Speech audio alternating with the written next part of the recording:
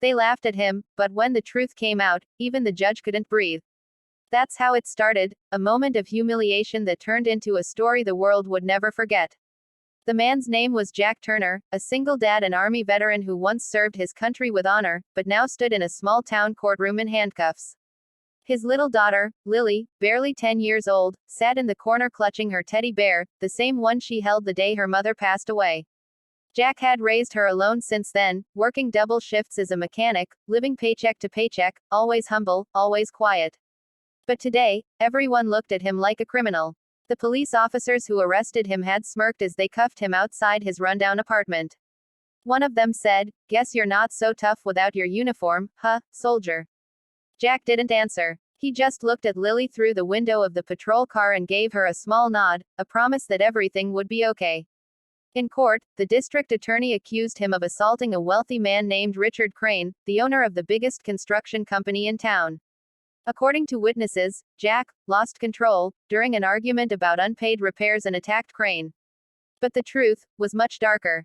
Crane had tried to cheat Jack out of payment for fixing his luxury SUV. When Jack demanded fairness, Crane insulted his service, calling him a washed-up veteran living off pity. Jack walked away, but later that night, Crane's men vandalized his shop, and when Jack confronted them, they framed him for the fight.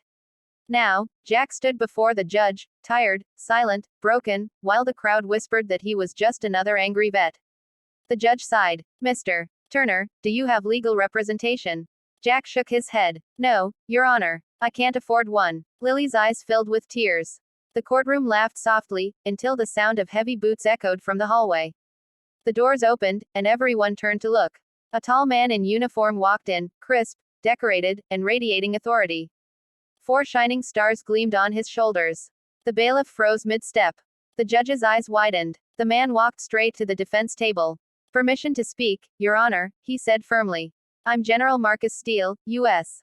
Army." Gasps filled the room. The general set a folder on the table and looked at Jack with quiet respect. "This man," he said, "served under my command in Operation Iron Shield. He's not just a soldier, he's a hero. He saved 22 men from an ambush that should have killed us all. Including me." The courtroom fell into silence so deep you could hear the clock ticking. The officers who had mocked Jack looked away in shame.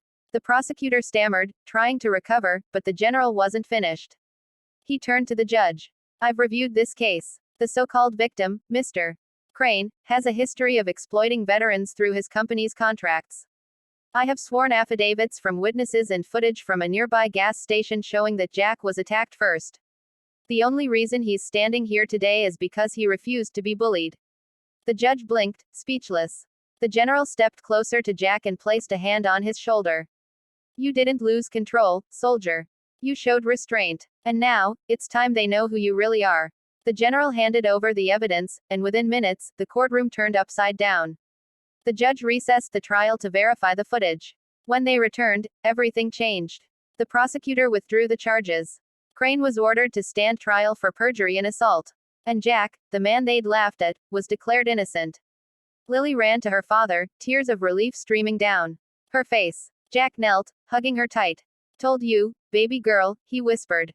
"Everything's gonna be okay." The general smiled. "You still owe me that beer, Turner." Laughter, this time real and warm, filled the courtroom. Even the officers who once mocked him came forward to apologize. The judge stood, cleared her throat, and said softly, "Mr. Turner, this court owes you an apology, and a thank you." When Jack walked out of the courthouse, dozens of reporters surrounded him. But he didn't say a word. He just lifted Lily into his arms, nodded to the general, and walked into the sunlight. That day, the small town learned something powerful, that respect isn't worn in medals or suits, but earned through sacrifice, humility, and truth. If you're watching this right now, remember Jack's story. Never judge a person by where they stand today, because you never know what battles they've already fought to get there.